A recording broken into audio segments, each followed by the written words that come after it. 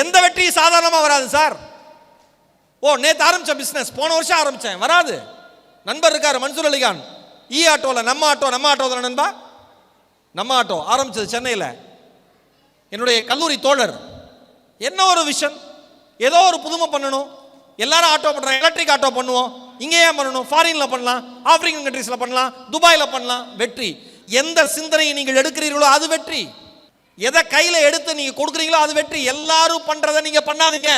எல்லாரும் பண்ணுறதை நீங்கள் பண்ணாலும் மற்றவங்க பண்ணாத நீங்கள் பண்ணுங்க. புரிஞ்சுதா சார்? லாஜிக் கிளியரா? இவ்வளவுதான்.